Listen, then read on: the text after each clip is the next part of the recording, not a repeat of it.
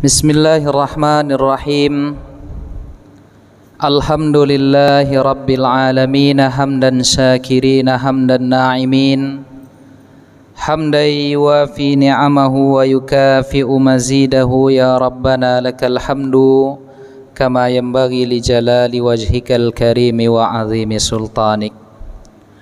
Ashhadu an la ilaha illallah wa ashhadu anna Muhammadan abduhu wa rasuluh. Fallahumma salli wa sallim wa barik wa an'im ala sayyidina Muhammadin wa ala alihi wa sahbihi wa man tabi'ahum bi ihsanin ila yaumiddin.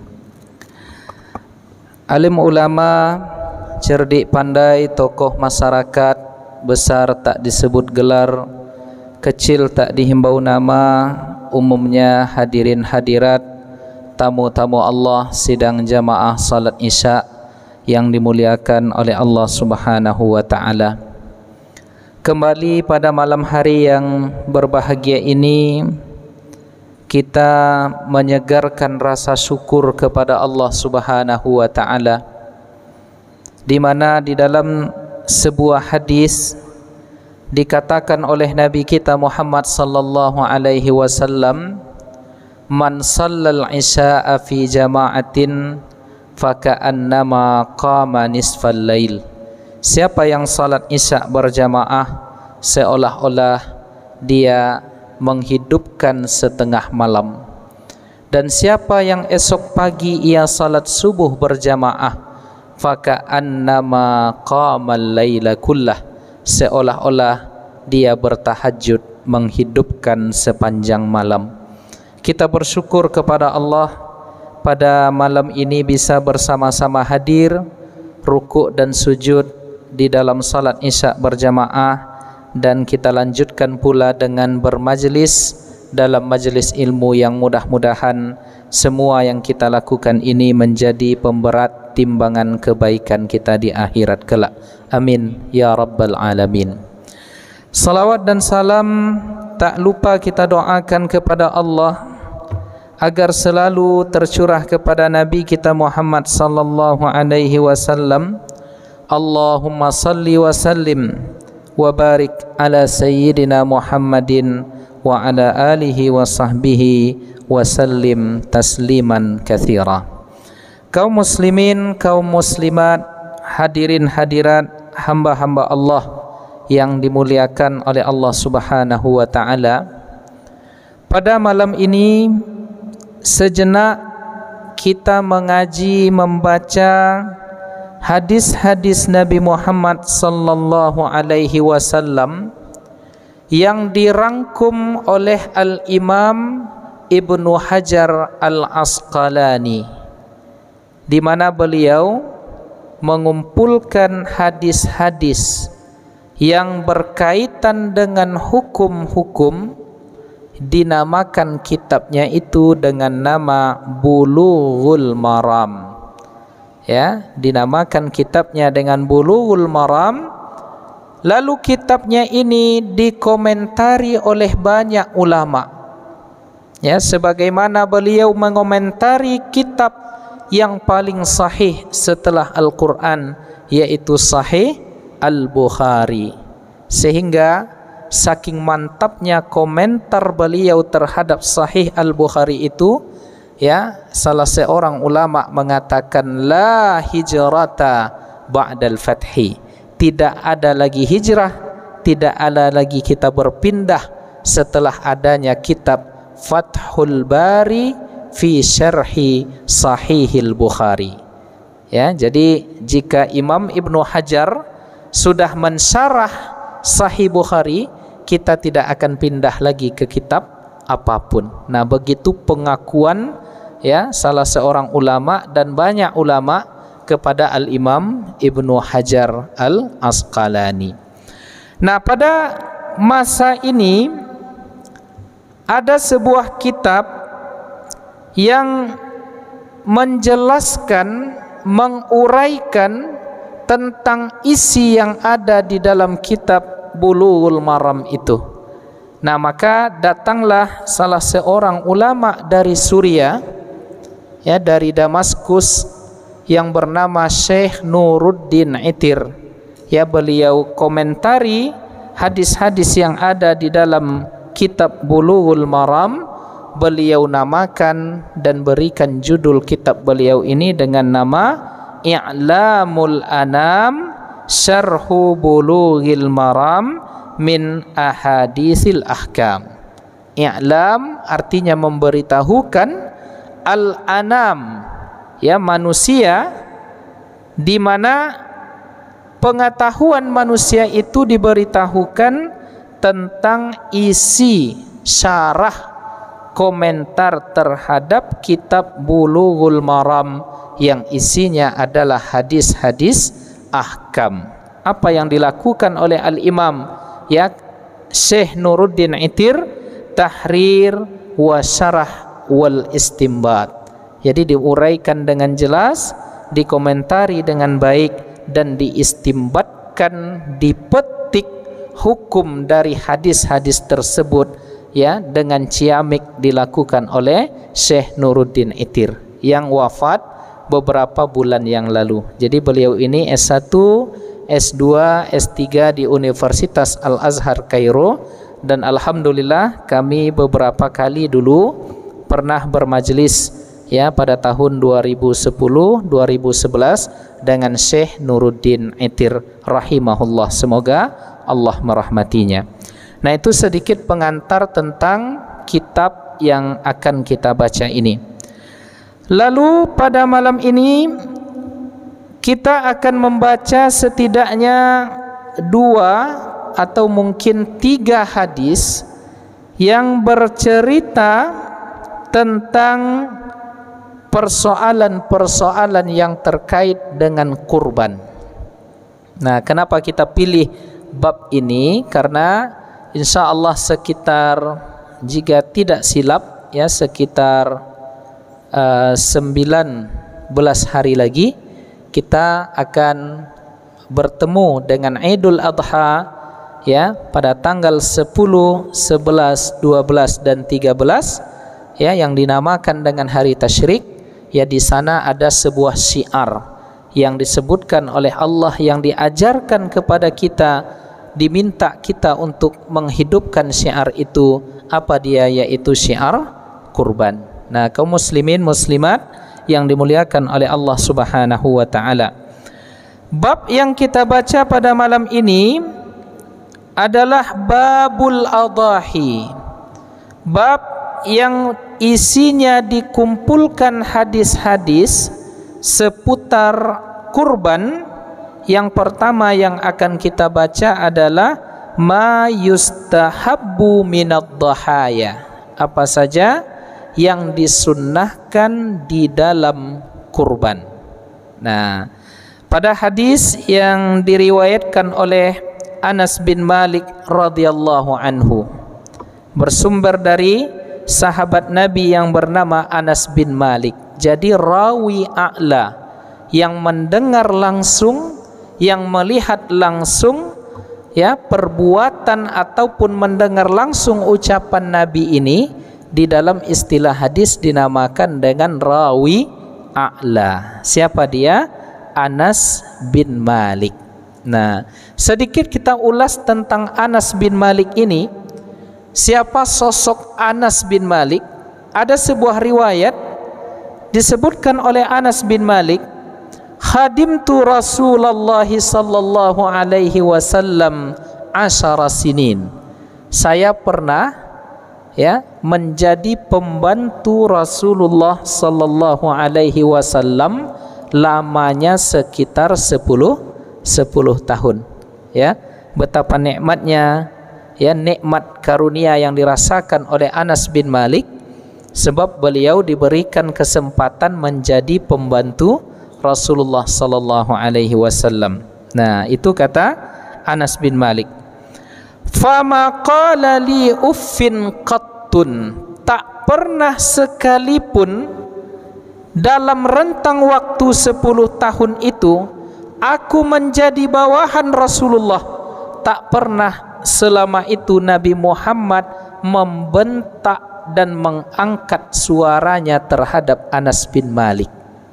Jadi ini kesan yang tak bisa dilupakan oleh seorang Anas bin Malik terhadap pribadi agung Nabi kita Muhammad sallallahu alaihi wasallam. Nah, lalu Anas bin Malik mengatakan, ya, wala li syai'in, ya, taraktuhu lima taraktah. Jadi tidak pernah pula Rasulullah ini, ya, menegur, mengkomplain perbuatan yang dilakukan oleh Anas bin Malik. Tak pernah Nabi mengatakan lima fa'altah, kenapa engkau lakukan ini wahai Anas. Jadi tak pernah Rasulullah itu mengkomplain. Ya, komplain namanya itu. Nah, kemudian kalau ada yang ditinggalkan yang tak dilakukan oleh Anas bin Malik ini dari suatu pekerjaan, Nabi juga tidak pernah mengatakan lima taraktah, wahai Anas, kenapa engkau tidak melakukan pekerjaan ini. Nah, saking baik lembutnya seorang Nabi kita Muhammad sallallahu alaihi wasallam, sehingga Anas bin Malik ini sampai mengatakan, kana Rasulullah sallallahu alaihi wasallam min ahsanin nasi khuluqa. Ya, saking ya terkesannya Anas bin Malik, ia mengatakan Nabi Muhammad itu adalah manusia yang paling baik akhlaknya. Nah, maka wajar Nabi mengatakan, aksaru ma yudkhilul jannata taqwallah wa husnul khuluq. Yang paling banyak yang menyebabkan kita masuk ke dalam surga itu nanti hanya dua hal. Yang pertama takwa kepada Allah, dan yang kedua akhlak mulia. Takwa yang menghasilkan akhlak. Maka kita ingin ya pada hari ini rindu kepada akhlak yang mulia ini. Sekalipun kita berbeda pendapat, ya, tetap akhlak mulia ini harus dikedepankan. Nah, mungkin hadirin hadirat pernah mendengar kisah ya antara sahabat Abdullah bin Abbas dengan Zaid ibn Sabit. Mereka berbeda pendapat, ya. Abdullah bin Abbas mengatakan, ya, kakek itu di dalam persoalan waris bisa menjadi penghijab, sedangkan menurut ya seorang Zaid bin Sabit tidak. Nah, Ibnu Abbas ini memegang pendapatnya dengan sangat kuat, sehingga ya dialektika ilmiah terjadi, ya, sampai-sampai Ibnu Abbas itu berkata, demi Allah saya berani bermubahalah, bersumpah laknat, ya, di depan Allah jika ternyata saya salah dalam pendapat saya ini. Bagaimana mungkin Zaid bin Sabit, kata Ibnu Abbas, ya, membuat sesuatu ya yang tidak benar, ya, dalam tanda kutip, yang keliru di dalam ya penentuan persoalan waris ini. Nah, saking ya panasnya debat mereka, ya, sampai Ibnu Abbas itu mengatakan, saya berani bermubahalah. Mubahalah itu rekan-rekan sekalian sumpah laknat. Jadi saya berani dilaknat oleh Allah kalau saya berdusta. Sampai begitu dialektika ilmiahnya sangat panas sekali. Tetapi kaum muslimin muslimat dikejutkan dengan akhlak mulia. Jadi di Madinah ketika itu ya tersebar informasi betapa ya sahabat Ibnu Abbas bertikai dalam persoalan ilmiah dengan Zaid bin Sabit. Tetapi pada hari itu ya mereka sahabat agung berdua ini mencontohkan kepada kita ketinggian akhlak di dalam perbedaan pendapat. Nah, apa dia? Ya, ketika itu Zaid bin Sabit berada di atas kudanya, tunggangannya, ya, tali kekang kuda itu dipegang oleh Ibnu Abbas. Ya, jadi kata Zaid bin Sabit, apa ini wahai ya putra paman Rasulullah sallallahu alaihi wasallam? Lalu Ibnu Abbas mengatakan, beginilah kami diperintahkan untuk menghormati ulama di antara kami. Jadi begitu. Nah, kaget dengan penghormatan yang demikian, Zaid bin Sabit berkata kepada Ibnu Abbas, wahai Ibnu Abbas, tolong julurkan tanganmu. Lalu Ibnu Abbas menjulurkan tangannya, seketika juga ditangkap oleh Zaid bin Sabit, lalu diciumnya tangan Ibnu Abbas. Kaget Ibnu Abbas ini, dan Ibnu Abbas berkata kepada Zaid bin Sabit, apa yang engkau lakukan ini wahai Zaid? Zaid menjawab, beginilah kami diperintahkan untuk menghormati ahli bait Nabi Muhammad sallallahu alaihi wasallam. Jadi kalau ilmu sudah tinggi akan melahirkan akhlak mulia sekalipun di dalam perbedaan pendapat. Nah, pada hari ini kan beda pendapat, ya, orang lain direndahkan, ya, sampai-sampai ada oknum yang mengatakan Syekh Yusuf Al-Qaradawi itu tidak berilmu. Ini kan tidak, ya, sebuah ungkapan yang tidak layak, ya. Ibaratnya, ya, menilai Syekh Yusuf Al-Qaradawi, ya, sama dengan kambing ingin menanduk bukit, ya, bukan bukit yang runtuh tapi tanduk kambing yang patah, ya, atau kambingnya mungkin bisa pingsan atau mungkin mati kalau dia menanduk bukit. Maka ada sebuah ungkapan di dalam syair Arab, ya, di dalam syair Arab itu dikatakan, ya natihal jabalil ali, wahai orang yang ingin menanduk, ya, bukit, ya, hati-hatilah, ya, bersabarlah, ya, asfik alal ra'si la tusfik alal jabali, ya, kasihanilah kepalamu, jangan kasihani bukit. Kenapa? Ya, karena, ya, tidak seimbang. Nah, jadi ini menandakan, ya, bahwa kalau ilmu kita semakin tinggi, kita akan semakin berlapang dada, tidak akan mudah menyalahkan orang lain selama perbedaan-perbedaan itu masih dalam ruang lingkup yang dibenarkan untuk berbeda. Jadi kembali ke cerita Anas bin Malik tadi, dia menyatakan bahwa Rasulullah itu adalah seorang yang memiliki pribadi, ya, kearifan, keluhuran yang agung dari akhlaknya. Nah, ini yang kita jemput dari Rasulullah sallallahu alaihi wasallam. Nah, kemudian Anas bin Malik mengatakan, wala masastu hazzan wala hariran wala syai'an kana alyana min kaffi Rasulillah sallallahu alaihi wasallam. Saya tidak pernah menyentuh kain, tak pernah menyentuh kulit yang paling lembut, ya, yang paling halus, ya, kecuali, ya, telapak tangan Rasulullah sallallahu alaihi wasallam itu. Masya Allah, ya, ini menandakan, ya, tangan Rasulullah itu begitu harum, begitu lembut, ya, begitu enak untuk dipegang, ya. Tetapi, ya, walaupun demikian bukan berarti menandakan ini lemah, tidak, ya, demi Allah tidak.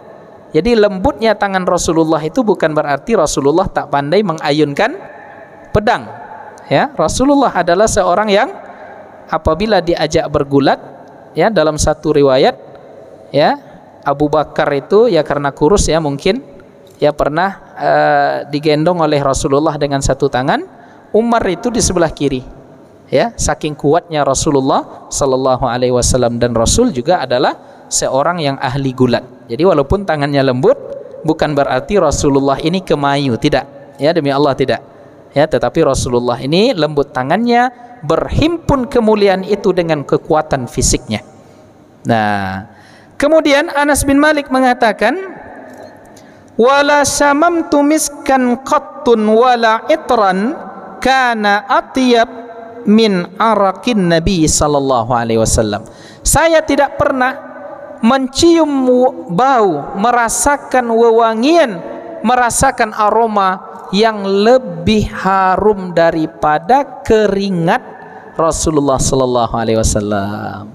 Jadi keringat Nabi itu, ya, jika keluar itu bukan seperti keringat kita, ya. Kita kalau tidak mandi sehari di Pekanbaru ini bau keringatnya sudah luar biasa. Nabi Muhammad sallallahu alaihi wasallam, ya, bahkan keringatnya itu harum. Dan inilah khasais, kemuliaan, ya, keagungan yang hanya diberikan kepada Nabi kita Muhammad sallallahu alaihi wasallam. Ummu Sulaim pernah suatu ketika melihat Nabi tertidur, lalu meneteslah keringat Nabi di lantai tempat tidur itu, lalu diambillah keringat itu oleh Ummu Sulaim, dimasukkan di dalam botol. Lalu Ummu Sulaim mengatakan, saya tidak pernah menemukan racikan aroma yang paling wangi kecuali racikan aroma parfum yang di dalamnya ada keringat Nabi kita Muhammad sallallahu alaihi wasallam. Kita ni dapat keringatnya pun jadilah nak, ya.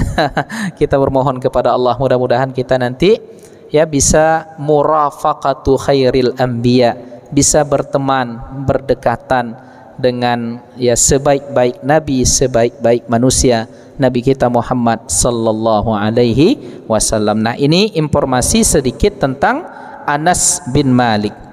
Nah, apa informasi dari Anas bin Malik? Anna Nabiyya sallallahu alaihi wasallam, Nabi Muhammad sallallahu alaihi wasallam kana yudahhi, beliau berkurban bikabasaini amlahaini, dengan 2 ekor domba berwarna putih. Jadi maksudnya ya 2 ekor domba kurban Rasulullah ini ada warna putih yang diiring dengan warna hitam. Kemudian ada pula yang menafsirkan kata-kata amlah itu adalah syadidul bayad, yaitu putihnya bersangatan. Artinya kambingnya ini kalau jantan cantik, kalau jantan ganteng, kalau betina cantik. Tapi ada tak kambing yang ganteng? Ya, itulah saking bagusnya ya, kambing yang sangat bagus warnanya. Kemudian akrana ini, kedua domba Rasulullah ini sudah ditumbuhi oleh tanduk, tanduknya pun bagus. Kemudian wa yusammi, Nabi Muhammad ketika menyembelihnya membaca bismillah wa yukabbir, dan Nabi Muhammad mengucapkan takbir, bismillahi Allahu akbar. Lalu apa yang dilakukan oleh Rasulullah? Wa yada'u rijlahu ala sifahihima, Nabi ketika merebahkan kambing kurbannya, domba yang ia kurbankan itu, ya, membaringkannya ke arah kiri. Jadi di lambung kiri kambing itu ia dibaringkan, ya, berarti dia berada di posisi Rasulullah sebelah kiri. Jadi kepala kambing itu di kiri Rasulullah sallallahu alaihi wasallam. Lalu setelah ia terbaring, Nabi meletakkan kakinya di atas kambing tadi, di posisi di bawah lehernya sedikit. Jadi kalau di bawah leher kambing itu, di sininya berarti apa namanya itu? Bahu. Kambing punya bahu enggak? Ya, nantilah kita tanya sama kambing itu ya, dia punya bahu atau tidak. Nah, Bapak Ibu yang dimuliakan oleh Allah Subhanahu wa taala, itu hadis pertama yang diriwayatkan oleh Al-Imam Al-Bukhari, diriwayatkan oleh Al-Imam Muslim, ya, dan juga diriwayatkan oleh Al-Imam At-Tirmizi, An-Nasai, Ibnu Majah, begitu juga Al-Imam Ahmad mengeluarkan hadis ini dengan sanadnya. Itu hadis yang pertama. Nah, walahu min hadisi Aisyah, ya, dalam riwayat Muslim bersumber dari rawi a'la, ibunda kita Aisyah radhiyallahu anha. Siapa Aisyah ini? Beliau adalah istri Rasulullah sallallahu alaihi wasallam yang paling muda. Ya, yang paling muda. Suatu ketika Nabi Muhammad datang berkunjung ke rumah Saudah. Saudah ini istri Nabi yang paling tua. Ya, secara umur dia yang paling senior. Ya, sedangkan Aisyah secara umur dia yang paling junior. Ya, dia pula yang paling cantik. Saudah ini kulitnya agak sedikit hitam. Jadi mereka berdua ini dalam tanda kutip pernah terjadi cekcok, ya. Biasalah gitu ya. Nah, jadi Rasulullah sallallahu alaihi wasallam dihadiahkan oleh Saudah ini minuman madu. Jadi minumlah Rasulullah madu di rumah Saudah, lalu adalah bekas madu tadi lengket di sekitar bibir atau di pipi Rasulullah sallallahu alaihi wasallam. Nah, jadi setelah itu Nabi datang ke rumah Aisyah, nampak wajah Aisyah ini tak senang. Ya, demi mendapatkan hati Aisyah ini kembali, demi memenangkan hati istrinya, apa kata beliau?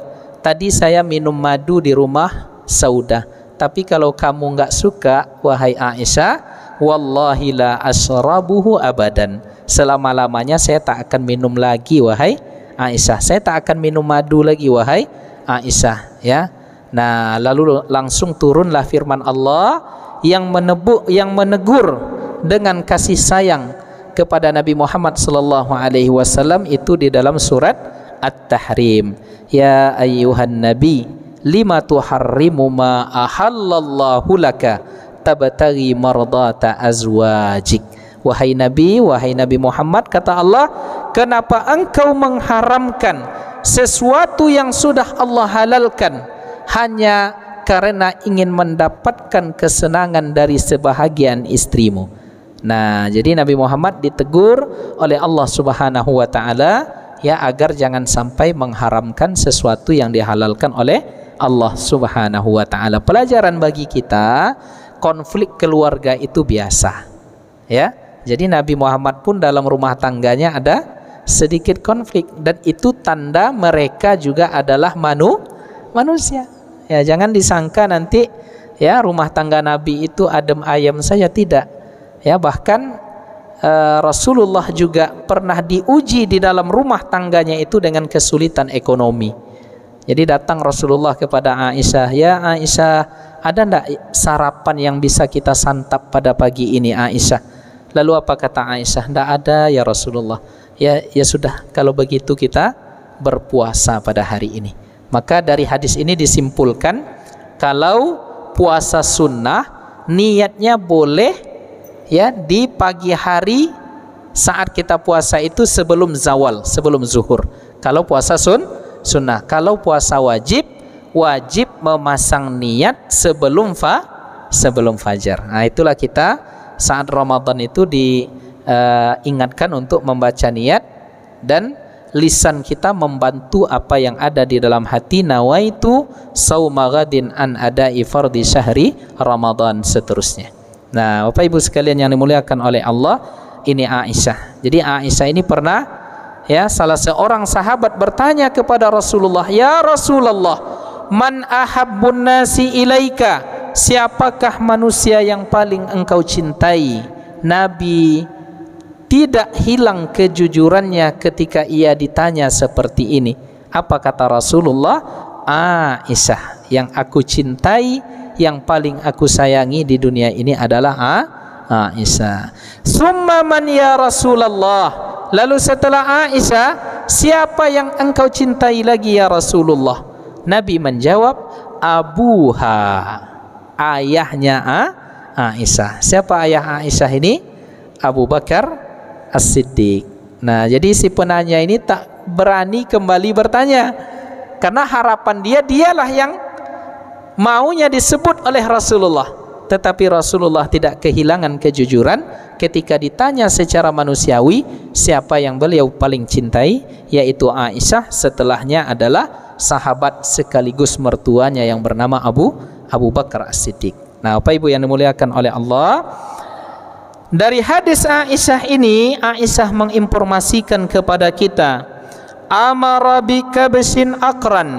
Nabi Muhammad memerintahkan untuk dicarikan ya seekor domba yang sudah tumbuh tanduknya, yata'u fi sawadin wa yaburuku fi sawadin wa yanzuru fi sawad. Kalimat ini diterjemahkan, diuraikan oleh Syekh Nuruddin Itir bahwa kambing ini atau domba ini ghayatun fil jamal, ya betapa sangat bagus sekali. Jadi domba yang dipersembahkan oleh Nabi saat menyembelih tadi untuk berkurban itu adalah domba terbaik. Nah, jadi kalau kita ikut nanti kurban, jangan pilih yang kurus. Ya, ini ada yang kurus, itu yang dipilihnya, itu tidak baik ya. Nah, yang disunnahkan adalah bagaimana domba kurban kita itu yang bagus. Nah, kemudian fa utiya bihi liyudhiya bih.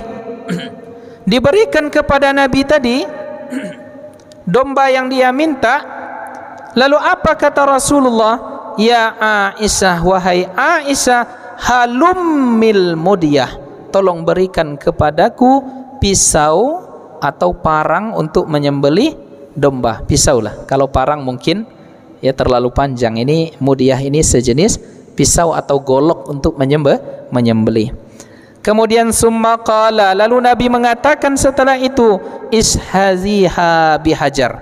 Lalu Nabi memerintahkan kepada Aisyah untuk mengasah pisau atau golok yang ia gunakan untuk menyembelih binatang kurbannya tadi. Fafa'alat, lalu Aisyah melakukan itu. Summa akhazaha wa akhazal kabsha fa'adja'ahu summa zabaha. Lalu goloknya diambil, ya, kambingnya pula diambil, lalu dibaringkan ke sebelah kirinya, ya. Summa Rasulullah dia menyembelihnya. Pada saat menyembelih itu, qala, Nabi berkata, bismillah, dengan menyebut nama Allah. Allahumma taqabbal min Muhammad, wahai Allah, tolong terimalah kurban ini dari Muhammad. Wa ali Muhammad, terima pula untuk keluarga keturunan Nabi Muhammad sallallahu alaihi wasallam. Wa min ummati Muhammad, dan juga dari, terima pula kurban ini untuk, ya, umat Nabi Muhammad sallallahu alaihi wasallam. Bapak Ibu yang dimuliakan oleh Allah, dari dua hadis yang kita baca tadi, untuk menambah keilmuan kita yang akan mewariskan amalan kita, ada 4 pelajaran istimbat hukum yang bisa kita gali dari hadis ini sebagaimana yang disebutkan oleh Syekh Nuruddin Itir di dalam kitabnya I'lamul Anam ini. Apa yang pertama? Yudhi bikabsaini amlahaini aqranain. Jadi Nabi itu, ya, berkurban dengan 2 ekor domba berwarna putih yang bagus, yang mantap. Di sini disimpulkan hukum istihbabul aqran fil udhiyah. Betapa sangat dianjurkan, disunnahkan memilih hewan kurban yang terbaik, ya, yang sudah tumbuh tanduk, yang sudah cukup umur, wahtiyarul launil hasan, dan mencari, ya, hewan kurban yang berwarna baik. Nah, yang berwarna bagus. Nah, jadi para ulama, ya, menyimpulkan wa qad istahsanul bayda, yang terbaik itu jika bisa carilah hewan kurban yang berwarna putih. Kalau kambing putih ada enggak? Ada, ya. Tapi kalau kerbau putih ada enggak di Pekanbaru ini? Pernah jumpa enggak kawan-kawan? Ya, kalau pernah jumpa, pernah kenalan enggak gitu? Ya, dengan kerbau putih? Jarang, ya. Mungkin bisa dikatakan, ya, an-nadir kal ma'dum, ya, sesuatu yang jarang itu sama dengan tidak ada, walaupun konon katanya di Jogja ada, ya, tapi mahal. Nah, kemudian, ya, summa safra, kalau bisa juga carilah hewan kurban yang ada warna kekuning-kuningan.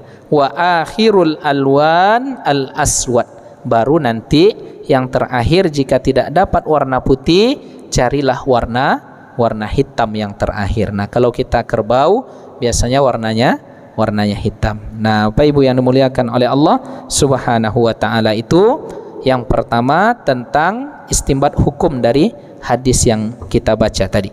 Lalu yang kedua, wa yusammi wa yukabbir, diuraikan di sini fihi sunniyatu qauli bismillah wa huwa mazhabus Syafi'i. Jadi ketika Nabi membaca bismillah ketika menyembelih hewan kurbannya tadi, disimpulkan oleh ulama di antaranya dalam mazhab Syafi'i bahwa membaca bismillah Allahu Akbar ketika akan menyembelih itu hukumnya sunnah. Nah, selama ini mungkin kita mendapat informasi hukumnya wajib, tetapi di dalam mazhab Syafi'i hukumnya sunnah selama, ya, yang menyembelih ini seorang muslim, sekalipun ia tidak menyebut bismillah, sembelihannya halal. Ya, ini dalam mazhab Syafi'i. Apa dalil mazhab Syafi'i? Dalil mazhab Syafi'i ini berasal dari ayat-ayat dan hadis-hadis yang mengindikasikan ke arah itu. Apa dia? Ketika ya di dalam surat Al-An'am ayat yang ke-121 Allah katakan wala ta'kulu mimma lam yudhkarismullahi alaih, janganlah engkau makan sesuatu yang tidak disebutkan nama Allah di atasnya. Imam Syafi'i mengomentari hadis ini maksudnya adalah bangkai. Ya, jadi yang tak dibolehkan dimakan di sini, yang tak disebutkan nama Allah di sini adalah bangkai. Nah, definisi dari bangkai segala sesuatu yang mati tanpa proses penyembelihan yang sesuai dengan syariat, atau bahagian yang terpotong dari hewan ya ketika dia masih hidup. Misalnya hewan tadi masih hidup, lalu terpotong ekornya yang panjang itu, kerbau atau sapi, lalu dibuat sop buntut. Halal apa haram? Haram, karena itu sudah kategori bangkai, karena terpotong ya dia ya anggota bahagian tubuhnya ketika si pemilik tubuh si hewan tadi masih hidup. Nah, ini dalil mazhab Syafi'i. Nah, kemudian ya di antara dalil yang dipakai pula oleh Al-Imam Asy-Syafi'i ya ada hadis ya dari Abu Dawud yang diriwayatkan ya oleh Al-Imam Abu Dawud. Jadi Imam Abu Dawud ini ya mengumpulkan hadis-hadis Nabi di dalam satu kitab, diberinya judul Sunan Abi Dawud. Nah, Sunan Abi Dawud. Lalu sampailah karya ilmiah Abu Dawud ini ke penduduk Makkah. Lalu penduduk Makkah ketika itu takjub dengan kitab Sunan Abi Dawud. Ya, lalu mereka bertanya, apakah mereka berkirim surat, apakah di dalam karyamu itu masterpiece hadismu? Ya, itu wahai imam semuanya sahih. Lalu Imam Abu Dawud ya beliau berasal dari Sijistan ya, dari Asia Tengah ya, kalau tak salah dekat dengan Uzbekistan. Nah, lalu kata Imam Abu Dawud ya, fama sakattu anhu fahuwa salih.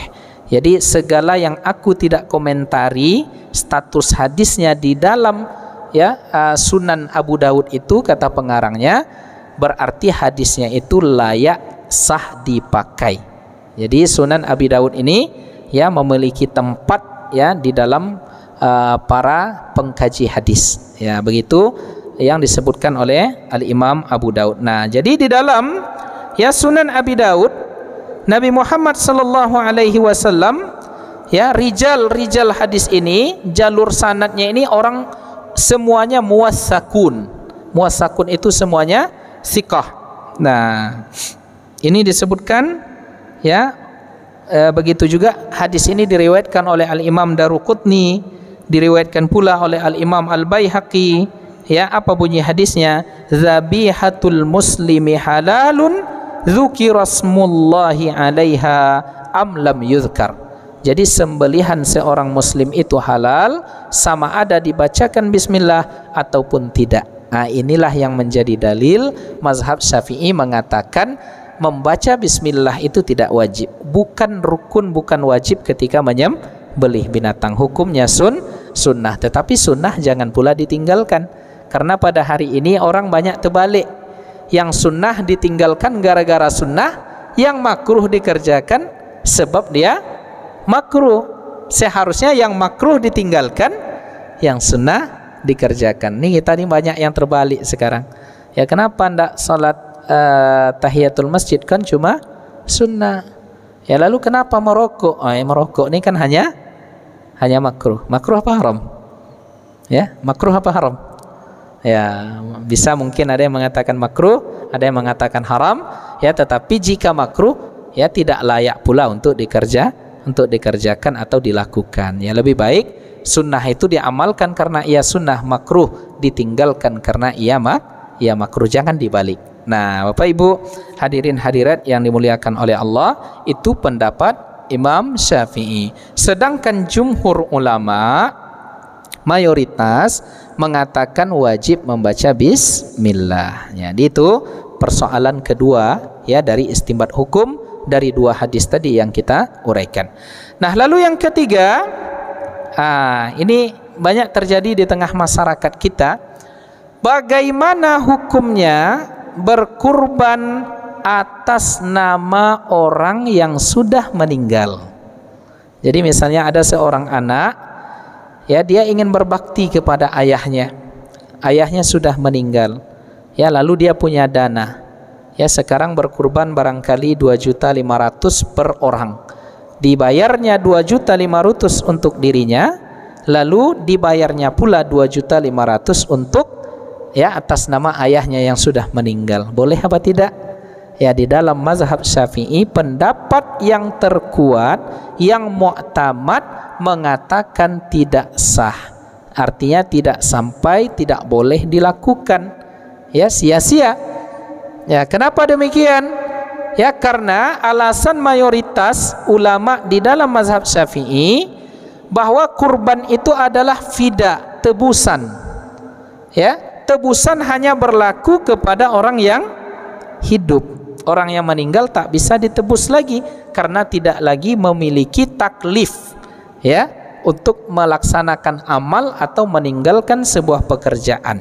Nah, maka ya di dalam kitab Majmu' ya Al-Majmu' Syarah Al-Muhazzab, Al-Imam An-Nawawi mengatakan ya tidak sah. Jadi Imam Nawawi ini adalah mujtahid tarjih ya di dalam mazhab Syafi'i yang menguraikan, mengomentari seluruh pendapat yang ada, lalu beliau kuatkan yang mu'tamad adalah tidak sah dan tidak boleh. Nah, lalu ada salah seorang ulama di dalam internal mazhab Syafi'i yang bernama Al-Imam Al-Abbadi Asy-Syafi'i berpendapat boleh berkurban atas nama orang yang sudah meninggal. Artinya sah dengan dua dalil. Yang pertama, kurban itu sama dengan sedekah. Sedekah itu boleh untuk mayit orang yang sudah meninggal. Lalu yang kedua, dalilnya apa? Dalilnya dikatakan oleh Al-Imam Al-Abbadi ketika hadis yang kita baca tadi.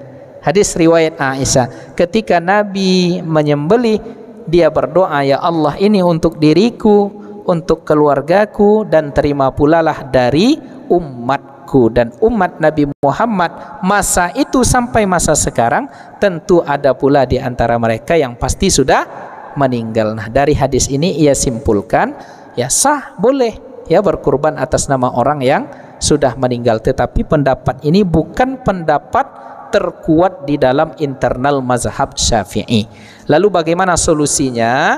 Solusinya ya, jika di sebuah tempat di masjid itu, di daerah itu sudah terbiasa masyarakat ikut kurban atas nama orang yang sudah meninggal, lalu dia mampu.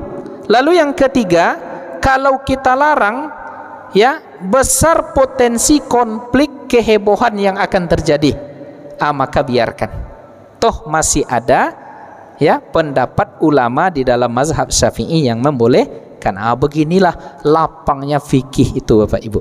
Ya, jangan dikit-dikit bid'ah, dikit-dikit salah. Tidak. Ya, tidak seperti itu. Nalar fikih itu tidak seperti itu. Ya, nalar fikih itu tidak selama yang tak dilakukan oleh Nabi itu lantas hukumnya haram, karena at-tarku itu la yufidut tahrim. Begitu kata ulama kita ahli usul fikih. Jadi Nabi itu meninggalkan sebuah perbuatan bukan berarti lantas perbuatan yang tidak dilakukan oleh Nabi itu berimplikasi hukumnya haram. Tidak. Ya, ini kok saya tengok pada hari ini banyak orang yang begitu nikmat menyebut bid'ah. Ya, kalau kita begitu berat rasanya menyebut bid'ah. Kenapa? Karena konsekuensinya bahaya. Ya, bid'ah itu pasti sesat, dan segala yang sesat itu wa kullu dhalalatin finnar. Makanya perlu kita uji ya apa sih definisi dari bid'ah itu. Nanti di kesempatan lain barangkali akan kita uraikan. Nah, Bapak Ibu yang dimuliakan oleh Allah Subhanahu wa taala, lalu yang terakhir ya pelajaran yang bisa kita ambil dari hadis ini adalah memperlakukan hewan kurban itu dengan baik. Nabi meletakkan kakinya ya di atas hewan kurban tadi supaya hewan kurban tadi itu tidak berontak, tidak lari. Dan betapa nikmatnya pula mungkin menjadi hewan kurban yang disentuh oleh tangan Rasulullah dan disembelih oleh tangan Rasulullah sallallahu alaihi wasallam. Tentu bukan kambing biasa, bukan domba biasa itu Bapak Ibu, ya. Dia juga mungkin dari kalangan domba yang baik pula karena dia dipilih oleh Rasulullah sallallahu alaihi wasallam. Nabi ini mulia Bapak Ibu. Ya, ketika Nabi Musa yang menerima wahyu di puncak Bukit Tursina, itu kata Allah, wahai Musa, ikhla' na'laik innaka bil wadil muqaddasi tuwa. Tolong buka sendalmu wahai Isa. Ya, wahai Musa. Nabi Muhammad naik ke atas Sidratil Muntaha berkalam-kalam dengan Allah, tak pernah ya Nabi Muhammad itu disuruh membuka sendal. Ya, sedangkan masih di dunia ini ketika Nabi Musa berkalam dengan Allah disuruh membuka sendal. Setelah bertajalli cahaya Allah diperlihatkan ke gunung-gunung itu pecah meletus, pingsan Nabi Musa, tetapi Nabi Muhammad tak pernah hilang kesadaran ketika ia sampai ke Sidratil Muntaha. Itulah kuatnya, mulianya, agungnya Nabi kita Muhammad sallallahu alaihi wasallam yang dia menyembelih kurbannya tadi dengan tangannya, dipijak dengan kakinya, menandakan Nabi Muhammad itu rahmatan lil alamin. Nindak kita banyak panitia hari ini, yang satu narik kakinya, yang satu narik telinganya, yang satu menundukkan tanduknya, yang satu menarik buntutnya, yang merasai, tahu merasai ya, menderita ya, kerbau dan sapi tadi ya. Kalau bisa ngomonglah dia mungkin ondek mak katanya, dia merasai sekali lah jadi kerbau nih katanya. Jadi Bapak Ibu yang dimuliakan oleh Allah Subhanahu wa taala, yang lebih kasihannya lagi ya, kawannya disembelih di hadapan dia. Tuh nengok dia kawannya disembelih, dia kan tuh banyak sapi nih yang mengamuk ya, yang lari. Makanya kata Nabi, jangan engkau buat hewan kurban itu atau hewan sembelihan itu mati dua kali. Pertama, ketika nengok kawannya disembelih, stres dia. Ya, yang kedua saat ia disembelih juga. Jadi inilah menandakan bahwa Nabi kita itu rahmatan lil alamin. Seluruh alam menikmati keindahan kasih sayang dari Rasulullah. Apa itu alam? Segala sesuatu selain Allah. Segala sesuatu selain Allah dinamakan dengan alam, dan segala sesuatu yang alam ini pasti ya baharu, hadis, dan setiap yang baharu dia berubah-ubah dan dia baharu, dan setiap yang berubah dan baharu itu tidak akan kekal. Wa yabqa wajhu rabbika dzul jalali wal ikram. Nah, itulah barangkali kajian hadis kita pada malam ini ya, dari dua hadis yang kita ambil, kita kutip dari kitab Bulughul Maram yang disyarah ya isinya oleh Al-Imam ya Syekh kita, guru kita Syekh Nuruddin Itir rahimahullah. Demikian, semoga apa yang kita kaji ini menjadi ilmu dan menggerakkan kepada amal, dan mudah-mudahan dimudahkan kita untuk berkurban ya, kemudian diterima oleh Allah Subhanahu wa taala amalan kita ini, khususnya kurban kita ini. Wa innaha la ta'ti yaumal qiyamati biquruniha. Kurban itu nanti, hewan kurban yang kita kurbankan itu datang pada hari kiamat dengan kukunya ya, wa asy'ariha, datang dengan segala bulu rambut yang ada di tubuhnya, wa azfariha, kukunya, tanduk-tanduknya datang memberikan syafaat untuk kita, memberatkan timbangan kebaikan kita di sisi Allah nanti di akhirat kelak. Amin, amin ya rabbal alamin. Semoga bermanfaat. Banyak maaf atas segala khilaf dan salah. Billahi taufiq wal hidayah. Wallahu ta'ala a'la wa alam. Assalamualaikum warahmatullahi ta'ala wabarakatuh.